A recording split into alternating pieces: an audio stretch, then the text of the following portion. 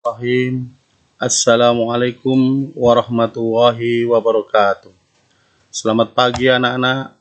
Salam sejahtera untuk kalian semua. Om Swastiastu, Namo Buddhaya, salam kebajikan, rahayu. Anak-anak dari pelataran Koperasi SMP Negeri 17 Gresik dan diiringi oleh rintikan hujan, daring kita lanjutkan untuk bab 2 pertemuan yang ketiga PPKN kelas 7, yaitu perilaku yang sesuai dengan norma. Anak-anak, sebelumnya saya ingatkan, taati dan patuhilah protokol kesehatan yang dianjurkan oleh pemerintah, meskipun kita melakukan daring atau pembelajaran jarak jauh, yaitu pakailah masker, jaga jarak, hindarilah kerumunan, dan selalu cuci tangan dengan menggunakan sabun atau hand sanitizer, agar kita semua tidak terpapar oleh virus COVID-19. Dan kita membantu pemerintah dalam menanggulangi pagebluk pandemi COVID-19 di bumi pertiwi ini. Anak-anak, pada pertemuan daring hari ini, marilah kita awali dengan berdoa menurut agama dan kepercayaan kita masing-masing. Berdoa silakan. Berdoa selesai. Selanjutnya kita lakukan penguatan pendidikan karakter. Seperti biasa kita awali dengan salam PPK. Salam PPK. Cerdas, berkarakter, menyenangkan, hebat, luar biasa. Kita lanjutkan dengan tepuk PPK diikuti dari rumah masing-masing. Tepuk PPK. Religius, nasionalis, mandiri, gotong royong, integritas, yes, yes, yes.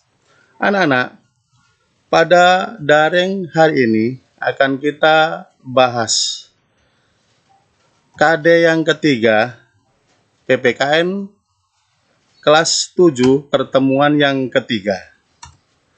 Ada 4 KI yang merupakan tujuan pembelajaran. Kalian bisa membaca pada buku paket masing-masing. KD yang ketiga, anak-anak, yaitu perilaku yang sesuai dengan norma. Materinya meliputi 1. Perilaku yang sesuai norma. 2. Macam-macam norma yang masih hidup di tengah masyarakat berdasarkan daya ikat. Yang ketiga, hukum adat dan coraknya. Dan yang keempat, penjatuhan hukuman bagi pelanggar norma. Anak-anak, materi yang pertama yaitu perilaku yang sesuai dengan norma dalam kehidupan sehari-hari. Anak-anak, mengimplementasikan norma-norma yang ada dalam kehidupan sehari-hari tentunya akan membantu kita untuk mewujudkan kehidupan yang diinginkan.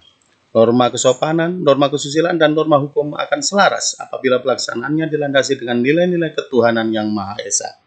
Kehidupan dalam masyarakat tidak akan berjalan secara selaras dan harmonis jika masyarakat tidak mematuhi norma-norma yang berlaku. Norma dan aturan tersebut wajib ditaati oleh semua anggota masyarakat. Anak-anak, ketaatan adalah sikap patuh pada aturan yang berlaku. Kepatuhan harus muncul dari dorongan tanggung jawab sebagai warga negara yang baik atau good citizenship. Sikap taat akan muncul dalam diri sendiri manakala sudah menjadi kebiasaan.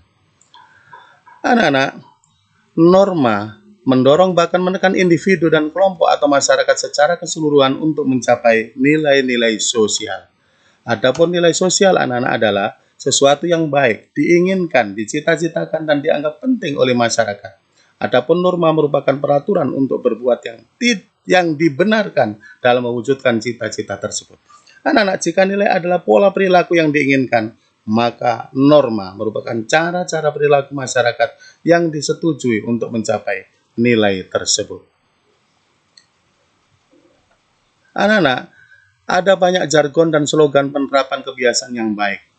Misalnya di lingkungan masyarakat Jawa, ada slogan atau etika moralitas sebagai berikut. Menuju orang sukses syaratnya kudu bener, pinter, hober, lan banter. Di kalangan ASN atau PNS juga terdapat etika moral, yaitu sebagai pegawai negeri atau ASN harus bersih, akuntabel, dan transparan.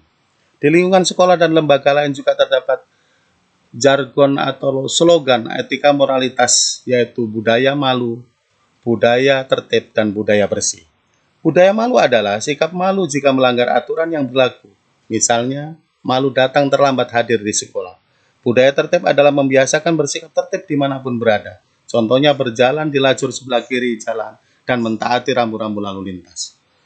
Budaya bersih adalah sikap untuk berkata dan berperilaku jujur dan bersih dari tindakan kotor dan tidak terpuji. Contohnya tidak mencontek pada saat ujian atau ulangan. Anak-anak, dalam kehidupan sehari-hari, ternyata masih banyak ditemukan perilaku anggota masyarakat yang tidak mematuhi norma. Hal ini disebabkan oleh beberapa faktor. Yang pertama adalah faktor pribadi, yaitu berkaitan dengan sifat dan karakter dalam diri sendiri yang belum memiliki kesadaran mematuhi aturan yang berlaku.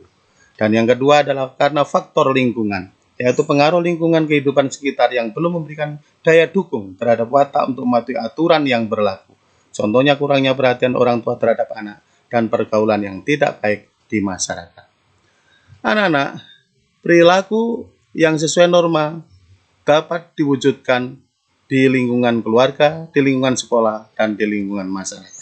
Adapun perilaku yang sesuai norma yang dapat diwujudkan di lingkungan keluarga contohnya adalah A. Menghormati orang tua, B. Membantu mengerjakan pekerjaan rumah dengan ikhlas, C. Menaati peraturan rumah yang telah disepakati oleh keluarga, D. Melakukan kegiatan sehari-hari tanpa melupakan kewajiban sebagai anggota keluarga. Adapun perwujudan atau penerapan perilaku yang sesuai norma di lingkungan sekolah contohnya adalah sebagai berikut. A. Mematuhi tata tertib sekolah, berpakaian sesuai dengan peraturan sekolah. B. Berdoa sebelum dan sesudah melakukan kegiatan belajar. C. Mendengarkan dan mematuhi perintah guru selama kegiatan belajar. D. Melaksanakan kewajiban piket membersihkan kelas. E. Mengerjakan ulangan atau ujian dengan jujur, dan lain-lain. Adapun perilaku yang sesuai dengan norma yang dapat diwujudkan di lingkungan masyarakat contohnya adalah sebagai berikut. A. Mengucapkan permisi ketika melintasi orang yang lebih tua. B. Saling menghargai dan tolong-menolong. C. Berperilaku ramah dan menjaga tutur bahasa. D. Bergaul dan memperlakukan orang lain dengan baik. E. Mematuhi keputusan bersama dan menghargai perjanjian yang telah dibuat bersama. Anak-anak, materi yang kedua berikutnya yang kita bahas pada daring hari ini adalah macam-macam norma yang masih hidup di tengah masyarakat berdasarkan daya ikat selain norma-norma yang sudah kita bahas pada pertemuan sebelumnya. 1. Cara atau usik adalah bentuk perbuatan tertentu seseorang dalam suatu masyarakat tetapi tidak secara terus-menerus.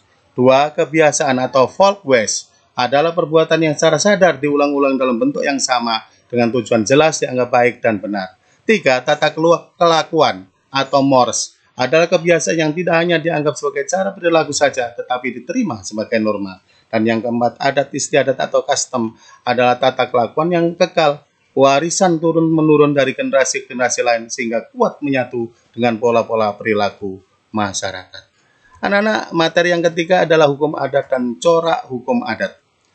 Hukum adat diperkenalkan oleh Snoek Horgrogne dan dipopulerkan oleh Van Vollenhoven. Hukum adat adalah hukum yang terdapat dalam peraturan-peraturan kebiasaan atau adat.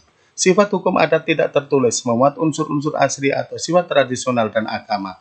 Pelanggaran hukum adat dapat menimbulkan reaksi adat berupa upacara adat dan hukum adat seperti ganti rugi, membayar denda, mengadakan selamatan atau korban, meminta maaf, dan diasingkan dalam masyarakat. Adapun corak hukum adat anak-anak, menurut F.D. Holman dan Selman B. Tapnego, hukum adat ternyata memiliki 4 corak. 1. Komunal, artinya manusia menurut hukum adat merupakan makhluk dalam ikatan masyarakat yang kuat, kepentingan perorangan selalu diimbangi dengan kepentingan bersama. 2. Religious magis, ada kepercayaan terhadap hal-hal gaib seperti roh-roh, makhluk halus, dan kekuatan sakti. Dan yang ketiga, kontan atau konkret, artinya setiap perbuatan harus sesuai dengan pernyataan yang nyata atau yang diucapkan. Dan yang keempat, anak-anak corak hukum adat adalah visual, artinya hubungan hukum dianggap terjadi bila diberi wujud suatu benda atau benda yang dapat dilihat. Anak-anak, materi yang keempat daring hari ini adalah penjatuhan hukuman bagi pelanggar norma. Dijatuhkan hukuman secara ilmiah mempunyai dasar pembenaran anak-anak. Yang pertama, pembalasan atas kesalahan. 2. Penjeraan, baik yang bersifat untuk umum ataupun untuk pelaku. 3. Rehabilitasi. 4. Menyebabkan tidak dapat lagi melakukan kesalahan. Dan yang kelima, mengisolasi pelaku untuk mencegahnya melakukan lagi kesalahan yang membahayakan orang lain. Anak-anak, demikian materi daring hari ini. Kita akhiri dengan berdoa menurut agama dan kepercayaan masing-masing. Berdoa silakan. Berdoa selesai.